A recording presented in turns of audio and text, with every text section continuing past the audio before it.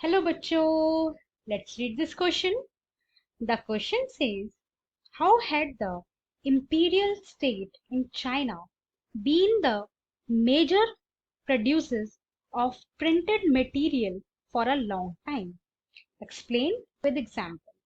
हमारा क्वेश्चन हमसे पूछ रहा है चाइना का जो इंपीरियल स्टेट था वो काफी लंबे टाइम तक प्रिंटेड मटेरियल का बहुत बड़ा प्रोड्यूसर रहा। ऐसा क्यों था वो हमें बताना है और एग्जांपल्स भी बताने हैं। आइए अपना आंसर देखते हैं। Imperial state in China, imperial state जो था चाइना का उसमें ऐसा क्या था कि वो जो है इतना ज्यादा प्रोडक्शन कर रहा था, किसका? प्रिंटेड मटेरियल का। A functional government that oversaw the various states and provinces that made up the empire itself. पूरे चाइना की जो गवर्नमेंट है वो इंपीरियल स्टेट से चला करती थी, राइट?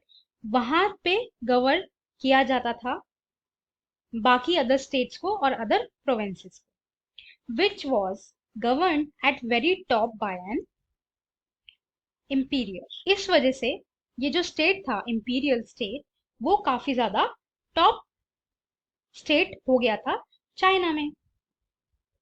अब ऐसा क्यों हुआ था उसके कुछ पॉइंट्स देख लेते हैं। First, China had bureaucratic system which conduct civil services examination to recruit its personnel।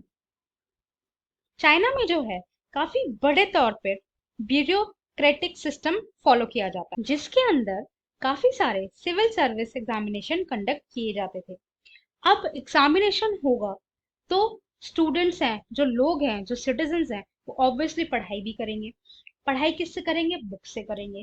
तो ये one of the main reason था कि वहां पे जो है प्रिंटेड मटेरियल की डिमांड बढ़ी, जिस वजह से इस स्टेट को ज्यादा से ज्यादा प्रिंटेड मटेरियल प्रोवाइड कराना पड़ा, प्रोड्यूस करना पड़ा।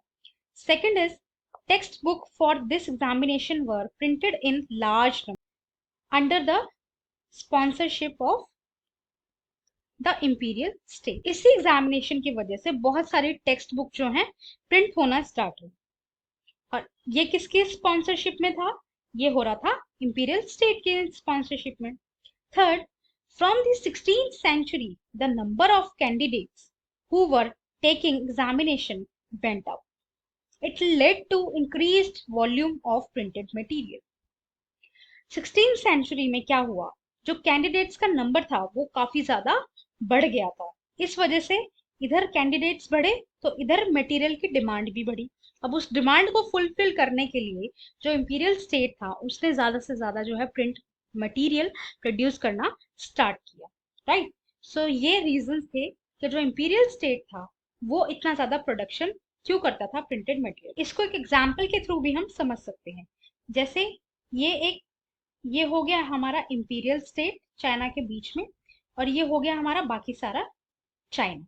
सो अब यहाँ से ही सारी गवर्नमेंट जो है गवर्न की जाती थी, सारा रूल्स रेगुलेशन जो है यहाँ से ही देखा जाता था।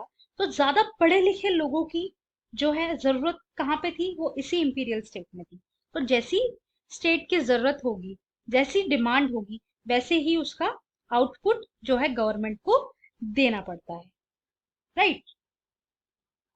सो इस वजह से ये जो इंपीरियल स्टेट था वो काफी बड़ा प्रोड्यूसर बना, किसका? प्रिंटेड मटेरियल का। यहाँ पे ही सब आते थे पढ़ने, सिविल सर्विस एग्जाम देने और उसमें, ताकि वो अच्छी से अच्छी जॉब पा सके, right? I hope you understood. Thank you and best of